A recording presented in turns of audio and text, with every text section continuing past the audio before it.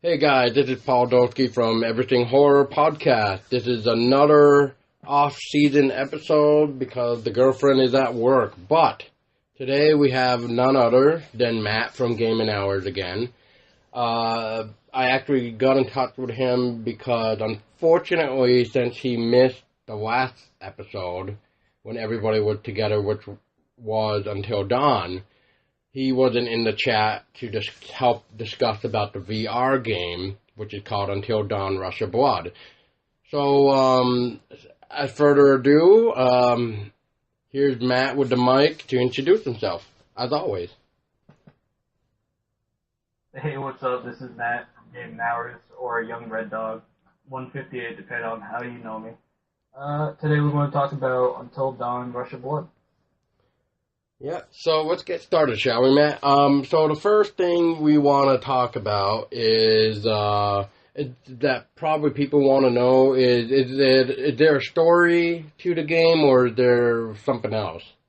Like, I guess you could say, like, is there like a story mode rather than just shooting things? There kind of is a story, but what he really does is, like, he introduces you to the level, and you'll follow him on, like, a track throughout the level, and he pretty much, like, talks to you. We'll say stuff like, watch, like, you better duck on the first level, called the Haunted Lodge. He'll be like, you better duck because there's, like, this thing teaching you that you can duck with a VR headset while it's on your head. You can actually duck your head to duck underneath things, if that makes sense. So you literally gotta, like, duck, is what you're saying, right? Yeah, duck your head. Huh. Interesting. So yeah, how else? Because you have motion control. Well, how else is the movement for the VR? Like, is it sturdy? Could it be better? Like, what would you say? I haven't got to use the wands yet, but I used the controller, and the controller was fine. I've heard complaints about it, but for me, it was fine.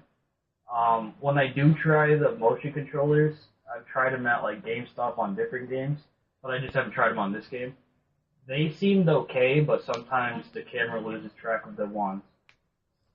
Yeah, that can be a downfall. You having to have the camera help you rather than just a controller, where the controller always knows what's going on. Yeah. All right, so you said there was 7 levels, I believe, right? And the first one was called, like, Haunted Lodge or something like that? Yep. Haunted Lodge is the first one. So that's pretty much where you train. Right. Okay, so that's your tutorial level, as it would be called, or considered. Yeah. Okay. Yeah. So, how many levels, or how long is the game, should I say? Depending on if you know what you're doing, it can take 2 hours. 2 hours, let's just say 2 hours. Okay, and how much is this Until Dawn Rush of Blood? I believe it's $20. Okay. So would you say, so if you were to pay $20 and you're saying you can pretty much beat it in 2 hours, would it be worth buying, or should you wait? For $20, I think it's a good deal because it has replayability, and depending on if you hang out with a lot of friends, it can be really fun because you can pass the headset. But if you don't do that, it might not be worth it. But it is one of the best VR games, in my opinion. So for someone like me who has not yet gotten a VR system just because of the cost of it, or because of, life bills and all that stuff, but for someone like me, would you say that's a day one purchase for me, or should I say there's, like, other horror games I should try first before Until Dawn? Well, for a AAA game, that would probably be Resident Evil, I'd tell you to buy. But for a game that's only $20 and it's cheap, it'll probably be like the first game I'll tell you to buy that's horror related. Okay. Now is Until Dawn Rush of Blood more like an arcade, or like how would you describe it? Yeah, it's kind of like it's like an arcade game. It's kind of like for fun. It wasn't supposed to be like Until Dawn, like the main game. It's kind of different in a way because you ride on the roller coaster, and the scares are kind of different too. In Until Dawn, for me, it seems like that game was more about like kind of like they try to have someone stalk you type of like that type of thing. Well, in this game, they just have stuff pop right in front of you while you're on the roller coaster. So it's kind of like jump scared, like a roller coaster. Like, well, I can't really say like a roller coaster, but it's almost like if you go to Walt Disney World and go on like one of the horror rides or whatever. You're saying would that be it? Exactly. Yeah, that kind of Yep. ride. Yeah. Okay. Exactly. Like it's like if you go to a fair and they have like a haunted house roller coaster ride or whatever they call it these days. Right. And you ride one of those where they have like those the prompts on each side of you and they try to scare you. That's pretty much what it is. But since you're in VR, you have like blood leaking on your face, and you're wearing like a TV essentially on your face, you can actually see the blood dripping over your eyes. It's pretty cool. It's effective. So you said there was target practice going on. So like, tell me a little bit more about that. Yes, the Haunted Lodge, like at the beginning of it, he'll tell you to like aim your guns. And at one point, when you start moving the roller coaster, you start shooting these ducks. And it's pretty much practice. There is a trophy if you get all the ducks. But the first time you do it, you probably don't even know about the trophy, so. Now, But yeah, that's target practice. Oh, yeah, okay. So what else do you shoot, I guess, besides ducks and targets? Because I'm assuming targets are in there. Yep, there's targets, and then there's monsters that do pop up at you. For example, there is a monster that moves really fast. That it's kind of like the monster from the main game that like moves really quickly. The Wendigo? But her face, yeah, but the face kind of like it's hard to explain. The face moves really fast, like a horror movie, and she runs towards you, and you get these two shotguns or pistols depending on what you're going for. And you use those against her to shoot like fire barrels, pretty essentially. And then there's guys that stand on like ledges that throw like cocktails and stuff at you. It's pretty cool. So yeah, that's between the first and second levels. They started doing that. Interesting. And each level changes too. They have a different theme based on the game. Like one of them's a pig level, where it has a bunch of saws that can cut you unless you move your body to dodge the saws. Since you have virtual reality, you can actually move your whole body, and you'll To actually dodge dodge to dodge Oh, wow. it. But essentially, you're moving your head though. Right. Okay. So, I know, like, the main game had collectibles. What about Rush of Blood? Yeah, Rush of Blood has collectibles, and they're called Skittles, and they're laying around every map, and I think each map has about 20 collectibles.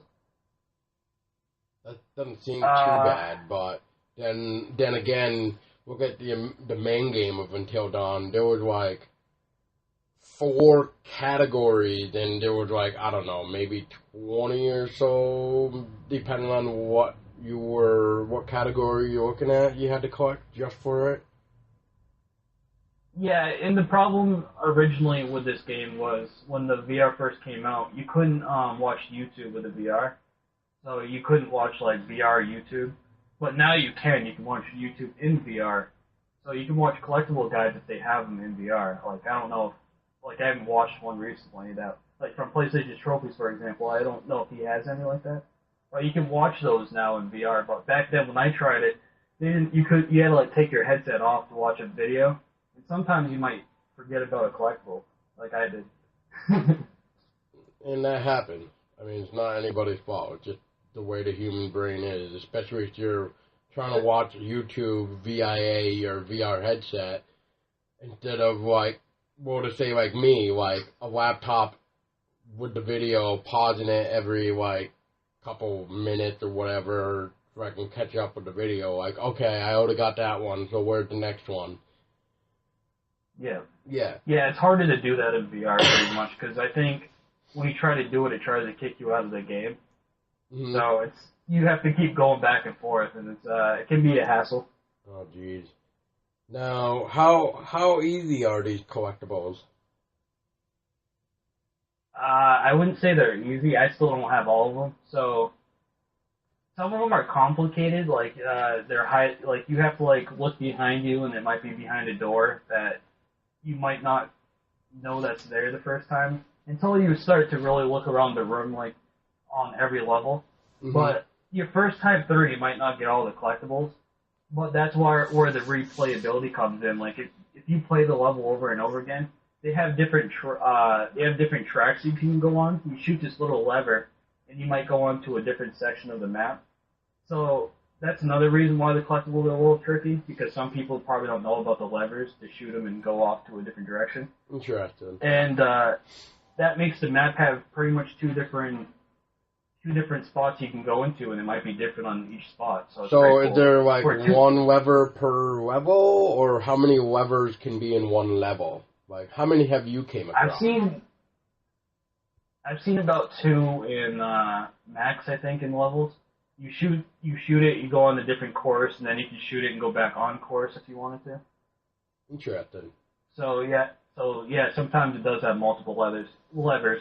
There might be more than that. Like I said, I haven't gone for all the collectibles yet. Right. But there could be more than that. Huh. And I guess you were mentioning something before we did this podcast, something about a boss fight. Yes, it's pretty much Josh. Essentially, I think you're playing as Josh and you're inside of his head. You're like fighting his demons. So it's like Josh inside his own brain kind of deal. Like yeah. Would you say it's normal Josh? Well, sorry to interrupt, but would you say it's normal Josh inside his brain, or do you think it's a different kind of Josh? It's the Josh when he's playing as the killer. Like he's wearing that outfit. Right. Like if you play in the VR, you can look down and you can look at the jumpsuit he's wearing. It's just like the one that he's wearing in the game. So that's why I'm assuming that you're playing as Josh. Okay. And yeah, there is a boss fight though. It's on Psycho Cell Block.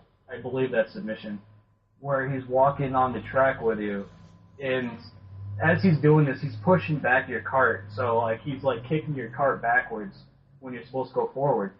And what you have to do is you have to shoot these like little cans to blow them up, and it hurts them. And I think you have to do this, and if you miss one of the barrels, I think you fail. Huh. Interesting. If I remember correctly. Interesting.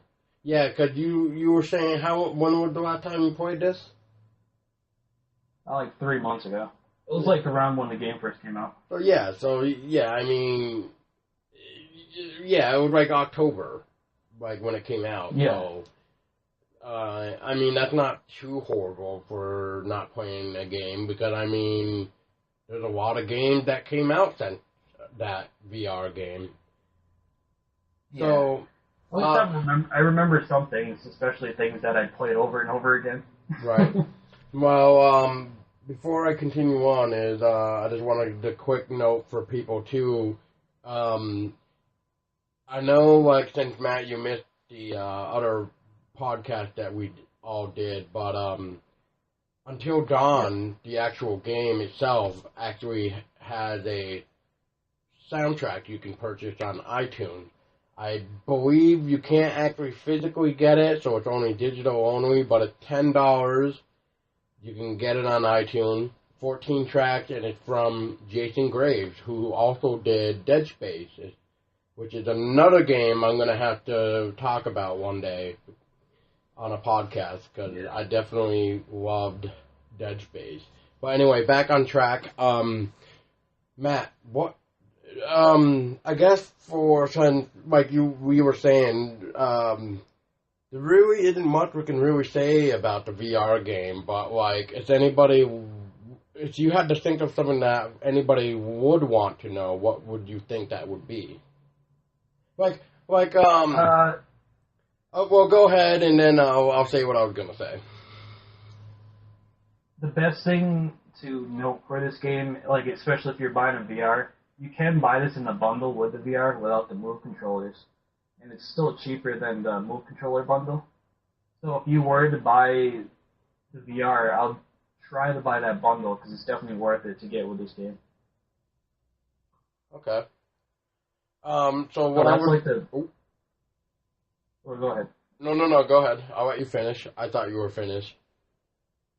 Oh, so that's like the biggest thing, pretty much, to let people know, because the game is fun, but you can't really say too much without spoiling this game because it's not too big. Right. But you can replay it a lot, so yeah. Yeah, like you were saying, there's a lot of replayability. Yeah, there's different tracks and stuff like that, and collectibles, so. Right. So I guess the only thing left to really ask Matt is a couple things.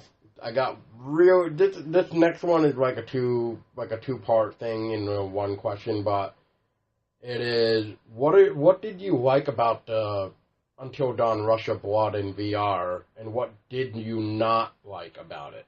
Like, is there anything that you liked or disliked? Like I said, the controls were okay, but the controls could have been better. But I see why the controls were a little clunky. Is probably because of the camera. Because if you're not, the camera can't see, then obviously you can't see the controller. So that was a little messed up. And what I did like about the game was the fact that it was more Until Dawn. Okay. I really liked Until Dawn, except something we're going to probably be talking about later, so I don't want to spoil that yet. Alrighty. And then the final question, Matt, is: did you see a purpose did you see a purpose of Supermassive Games making this VR game for Until Dawn? Like, did you see a purpose in making it? I think I know what they were going for. I think they were trying to show you scares in a different way, and they're trying to do the VR experience too. They're probably new at it too, so you never know. They might make a new Until Dawn experience for the VR, but based off the real game. But for right now, I think this was a test for them, and I think they did a pretty good job. Okay. So, let's move on to the actual Until Dawn game now. So, anybody that's listening, feel free to end the podcast if you'd like to, because, I mean, you may have already heard some of this that Matt may say or may not. So, stay around. This isn't going to be a really long podcast just because, like I said, we already covered it last time, but it was not a off-season episode. But anyway, but I just thought we would give Matt a take on his experience with the main game of Until Dawn. But I really wanted him to be on the last episode just because it would have helped as we were all talking about it, because I bet a lot of people when we were having 6 of us or 5 of us, however many there was, I don't even remember now. But, I mean, some of my friends may have had questions for Matt that he could have answered, because they were probably curious. Right. But, so, okay, Matt, let's go back to my old notes to when I asked them. Okay, so Matt, what would your first, let's just say trailer, preview, article, whatever, of your like, pretty much what got you into Until Dawn? Like, what was the first time, what was the first time you heard about Until Dawn? There we go. It was actually at E3, and it was a trailer where the girl was in the bathroom, like in the bathtub. And Sam, yep. Yeah, and they did they were pretty much doing the gameplay. And then after they showed that part, it pretty much showed her getting chased through a hallway by Josh. And that was my first trailer. And then after that, you introduced me to the actual Until Dawn trailer, but I think they rebooted it or something like that. Yeah, so I must have showed you the original idea of Until Dawn. That was supposed to be first person and for PS3, which I did chat about on the last podcast. Yeah, that's how you introduced me to that, so I had no idea about that. But yeah, I saw the E3 trailer 2000. What was it? 15? Oh God. Maybe 13, 14. I want to say. Yeah, it was probably way back then. Yeah. We've known each other for a while, so. Yeah, exactly. But I believe the game came out in like 2015, I think. Alright, anyway, continue. Yeah. So, continuing on, Matt, the next question is character build. And what I mean by that is, like, as you were playing Until Dawn, did you feel like you got to know the characters? Some of them I did, and then some of them I just thought were there to, like, try to get you to kill them off or something like that. Kind of like Emily, which we'll definitely get to at some point. Yeah. So... Yeah. Like, did you have any favorites? Yeah, I didn't mind Matt, and I didn't mind I forget his name, the main character you played as, the one that always had the gun and everything. What's his name? Mike? Yeah, Mike, sorry. Yeah, Mike. I actually liked Mike because at first I didn't. I thought he was like a douche, and then I got to know him and like he was trying to protect his friend and stuff, and I thought that was cool. Yeah. So yeah, I got to know him more than probably all the other characters. So, okay, so did you feel like you relate to Mike more than anybody else, would you say? Yeah, but I also liked Josh, though. Josh was pretty cool. I know him from TV shows and stuff like that, so it's pretty cool to see him in the game. Very nice. What TV show did he on? Because I know he looked familiar, but, like, what shows? Hacker Show, Mr. Robot, on the USA channel. Okay. So this next question is like a two-part, Matt, if you remember the storyline. But did you think that the way they told the stories, or stories, I should say, did you think that they pulled it off well? Yeah, it definitely did. And then I hope they make another game like this if they make another one. And yeah, I thought it was fucking fantastic. Like, I have no complaints about the game, except one thing, like I said, though, we'll bring that up later. Yep. And, yeah, it was a really good game. I thought that from the beginning to the end, I was hooked on it. Like, I didn't want to stop playing it at that one point. Right. So... So the next question would be Everyone Survived, but before we go to that, I have a note about the therapist. How do you like the therapist? I thought he was a good part of the story, to be honest. I know some people didn't like him, but I actually liked him because he would ask you questions, and depending on what you said, he would actually put that stuff in the game, depending on like what you said you're scared of. He would actually put those in the game. For example, like a needle. If you said you're scared of that, he'd put that in the game. Or if you're scared of a gun, he'd put a gun in the game. Which, I think they pulled that out, because I honestly don't remember that question. They pulled the gun part out? Like, the question between are you scared of needles or are you scared of guns, I really don't remember if that's in there or not. Yeah, the needles one, because there's one part where he sticks you in the neck with a needle, and that I think they purposely, like, you see that no matter what if you get caught on that part. But since I said I was scared of needles, I think they put it in the game. I don't know. Like, there's this one part he said, are you scared of gore or something like that? I'm pretty sure. And I said yes, and they put more, like... blood. When you're in the room with more blood. Yeah. Because, when you're in the room with him, he would put blood in the background and stuff. I was like, whoa, that's weird. Yeah, even the therapist himself had blood on his, like, forehead. Yep. So, or if you said you're scared of, like, spiders is another example, he'd put spiders in the room. Yeah, or snakes, or cockroaches. Yeah, or scarecrows, or clowns, like, whatever. Which I think that's where they got the clown idea from for Until Dawn Rush of Blood. I think they took the clown idea from the actual main game, if you kind of notice that yourself. Yep. Alright, so yeah. Yeah, that's one of the missions I was talking about too, where like the stages look different when you start. Yep. You go in this guy's mouth or depending on what it is on Rush of Blood, and it's pretty cool. Hmm. So, next question is: everyone survived. When you first played the game, who survived with you the first time? My very first time when I played, I tried to save everyone, I think. But one of the collectibles I went after for some reason didn't work. And the only person I didn't save, and I didn't know at the time you could save Josh. Spoilers. Spoiler. But yeah, I got the collectible, and some reason it said I didn't save Josh, so I didn't save everyone. But that's what I tried doing my first try. And since that didn't work, I ended up killing everybody my second try.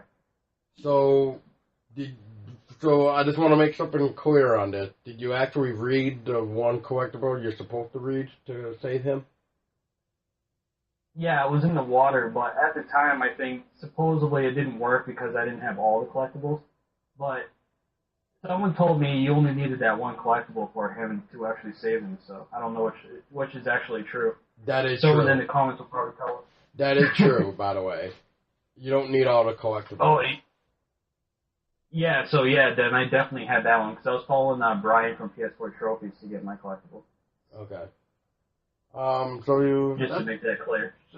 So yeah, that you just kind of just answered everybody then. Like, well, we'll switch up this question a little bit. So, when you went to kill everybody, or even if you didn't go to kill everybody, but like, who did you not like the most in Until Dawn that you were just like, I can't wait to just kill them in the game? Like the girl that was dating Matt. So Emily. Emily. I didn't like her at all. Yeah, me. I thought me she was neither. nosy. Yeah. She's too stuck up. She's a fucking bitch. She doesn't have any respect for Matt whatsoever. And like, just, I mean, kissing Mike even, like when they were like in that private little chat. Which, Matt. That's why at first I thought Mike was a dick. Which, Matt, that brings me to a small little question, if you remember. But when you were Ashley, when you were looking for the telescope, when you first saw that Emily was kissing Mike, did you tell Matt to look at the telescope, or did you just, like, shrug it off like nothing happened? I shrugged it off only because I kind of felt bad for Matt. I didn't really want him to know that. Right. But to be a dick, my second playthrough, I actually did tell Matt, and I thought it was pretty funny what he does. Right. He actually gets into a fight with him. Right. Let's see here. So we got that down, talking about the people. Was there anybody else that you hated the most in the game, besides Emily? I didn't like the girl that could possibly die on the elevator. I forget her name too. Jessica? Yeah, I didn't like her either. I thought she was kind of slutty. But she was funny at the same time on some of the scenes. That's right. Me and Mike are gonna fuck. It's gonna be hot. Exactly. That's the scene right there. Oh, fucking God. Yeah. Me and you were dying when we were watching that. Oh my God. I always still die on that just because it's just so funny. It really is. Like, I would love it if I was ever on a camping trip and all of a sudden I hear this random ass girl just go, yes, you can watch us because we're gonna fuck. And I'd be like, what? What's going on here? Oh, man. So I guess a couple other things that I'm seeing here, and then we'll go into if we missed anything. But, did you save the wolf the first time?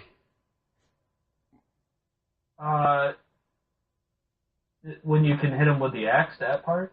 Nope. I mean, like, remember when Mike goes back to the place, and then the wolf becomes your partner? Oh.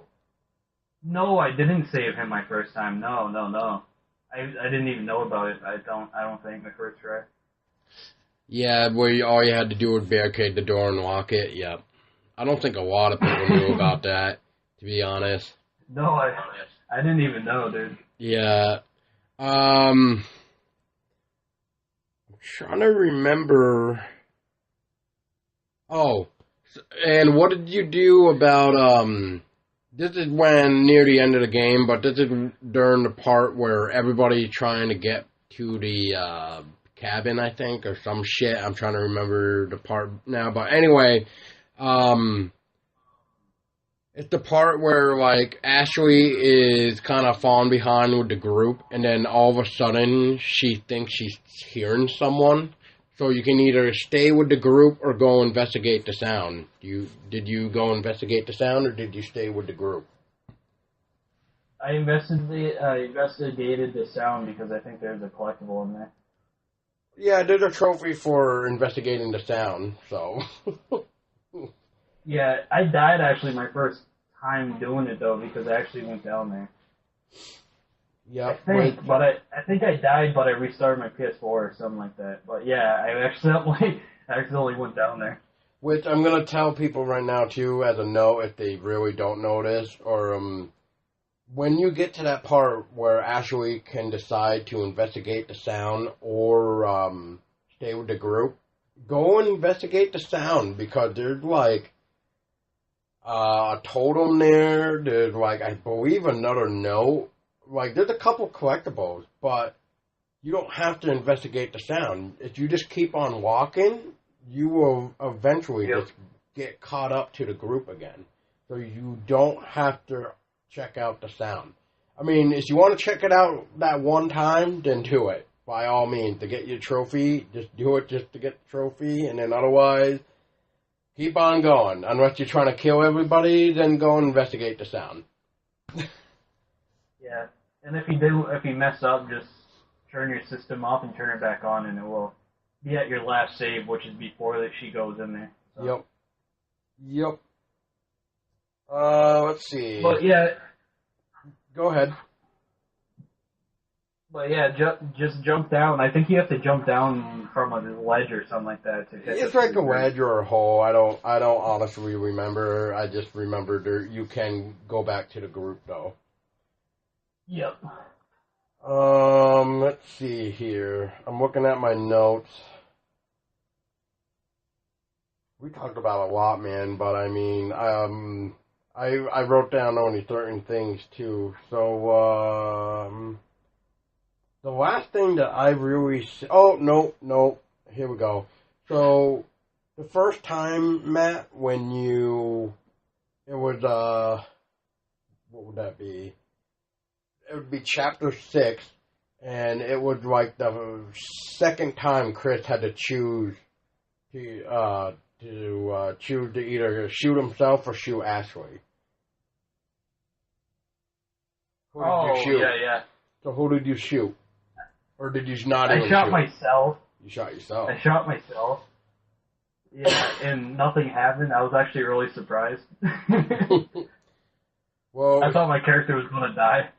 Well, I know I said it on the podcast, and I'm going to say it again, but the first time, though, when, that's another thing we can talk about, Matt, is the first time when you're Chris, and you got to choose between saving Ashley or Matt.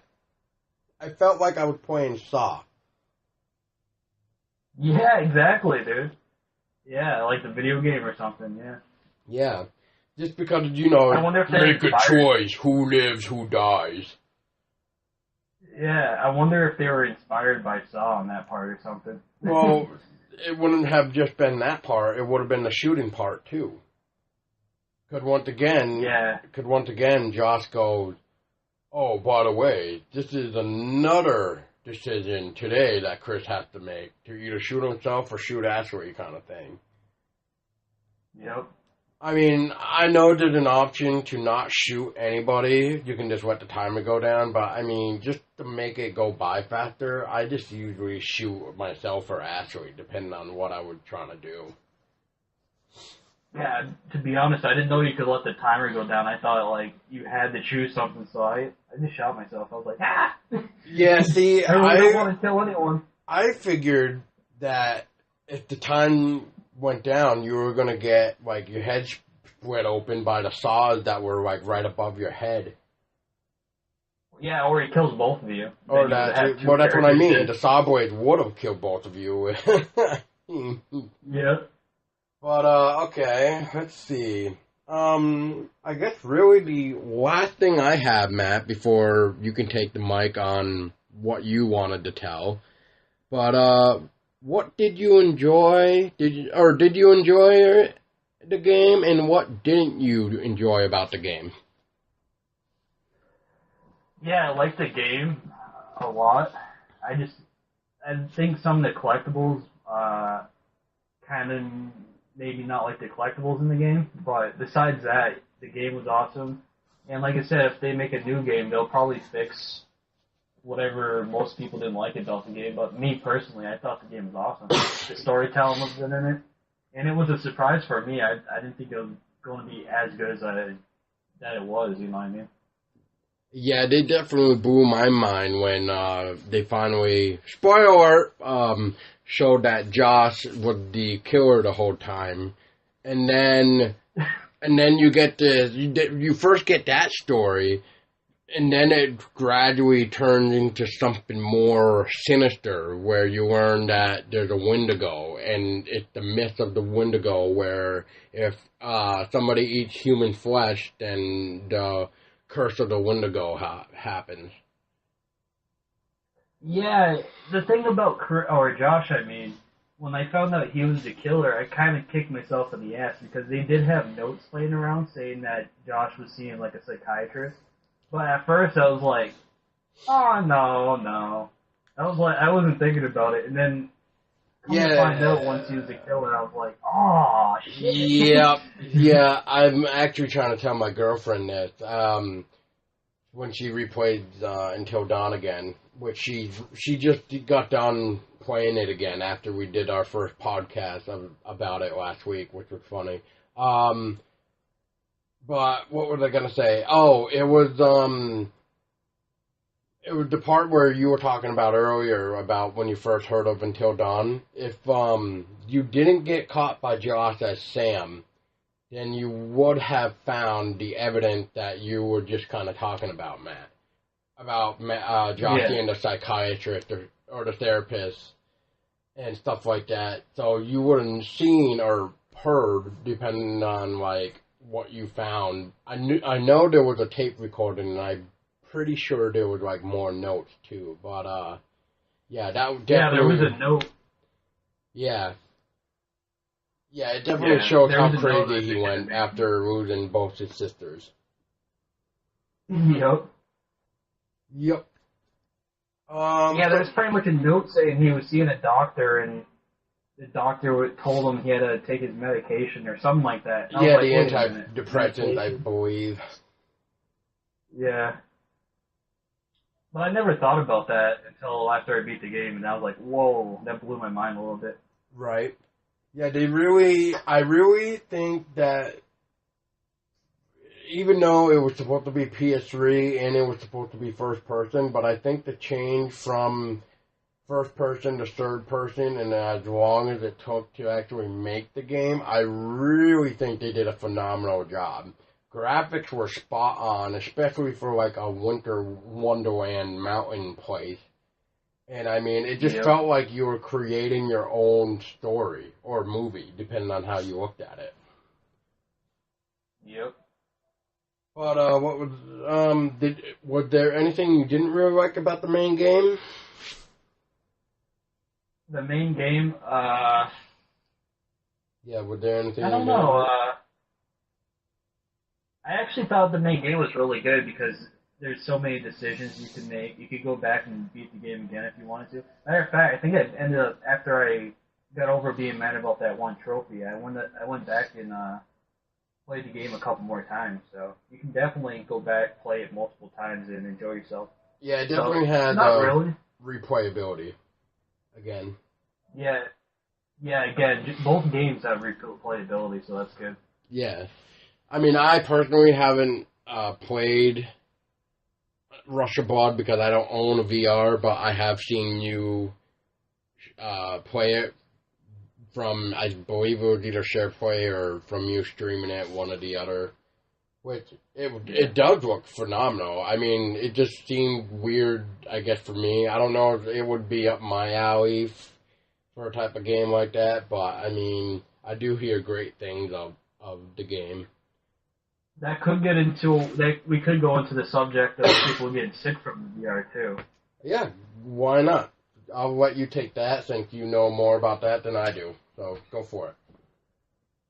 If you're not careful with the VR, that's why I don't really recommend it for kids. You can get sick from it. Like my sister tried it, and she took it off after like a few minutes because she said she got really nauseous. That never really happens to me except on the race car game, Drive Club. I played that, and since you're in like a cockpit and I don't know if it's just a view that you had, but that game actually made me really sick. Wow. But none of the other games made me sick, except Resident Evil, the demo. That made me sick, but the base game didn't make me sick, so they must have fixed it somewhere. Yeah, probably like a motion blur thing, because that's what it seems like with even sometimes regular games. If they have that motion blur, then people get sick. But if you don't have the motion blur in a game, then most people won't get sick. What I think it is, too, if you get... Oh, shit.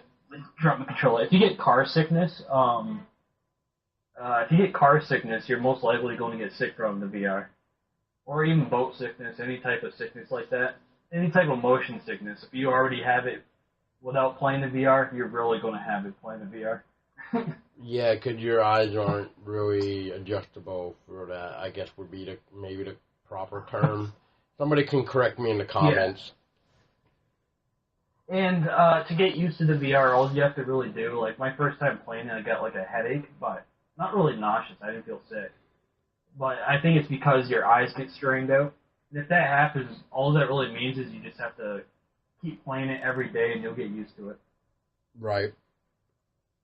Same with the sickness. Some people said they played it after getting sick and they got used to it. So it might be the same thing there.